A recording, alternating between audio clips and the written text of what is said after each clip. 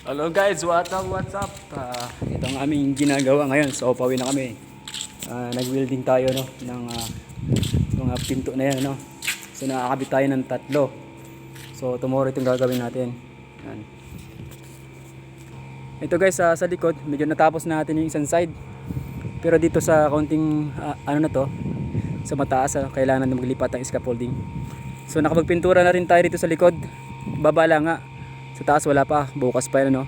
So bali sasamantalahin natin hangga't pag hindi umuulan guys, pipintura natin ang labas para kung sakali na umulan, so may trabaho pa tayo sa loob. Yan guys. So lilinisin pa natin yung mga taas na yan. Yan. Tapos ito, dalawang pinto na lang guys ilalagay natin. Ito. Yan.